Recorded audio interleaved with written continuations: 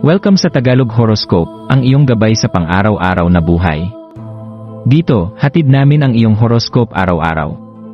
Alamin kung ano ang naghihintay para sa iyo sa pag-ibig, trabaho, kalusugan, at swerte. Samahan kami para mas maunawaan mo ang mensahe ng universo para sa iyong araw. Huwag kalimutang mag-subscribe, i-like ang aming mga video, at i-share sa iyong mga kaibigan. Simulan natin ang araw ng may inspirasyon mula sa mga bituin.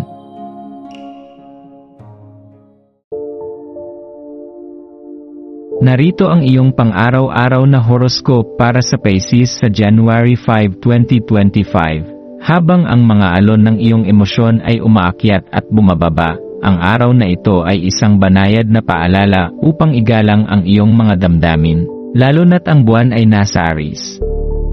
Maaaring maramdaman mong may mga spark ng inobasyon na gumagabay sa iyong mga kaisipan, na nagpapahintulot sa iyo na lapitan ang iyong araw ng may inspirasyon. Sa pagtalikod ng nakaraang linggo, maglaan ng oras upang hayaang magbago-bago ang iyong espiritu at magdaloy sa isang tahimik na kalagayan.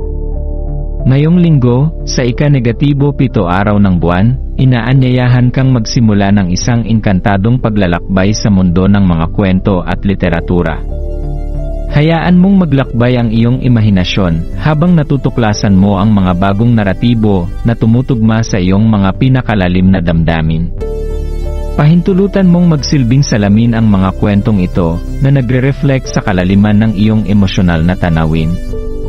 Habang tinatahak mo ang agos ng iyong isipan ngayon, maglaan ng pansin sa anumang mga damdaming pag-aalala na maaaring umusbong. Ang mga sandaling ito ay maaaring magdulot ng kalituhan sa iyong mga kaisipan na nakaapekto sa iyong mga aksyon sa hindi inaasahang paraan. Sa pamamagitan ng pagtanggap sa mga damdaming ito, bibigyan mo ang iyong sarili ng kapangyarihan upang gumawa ng mga desisyon na mas tumutugma sa iyong tunay na sarili.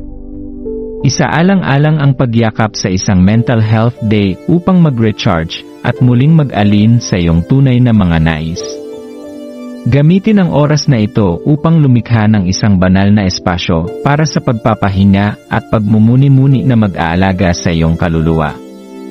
Ang paggalang sa pag-agos at pag-urong ng iyong mga damdamin ay magbubukas ng kagandahan na nananahan sa loob mo.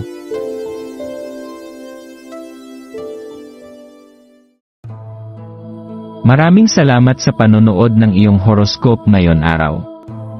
Naway gabayan ka ng mga bituin sa iyong landas. Huwag kalimutang mag-like, share, at subscribe para sa iba pang cosmic na kaalaman. Hanggang sa muli, manatiling konektado sa universo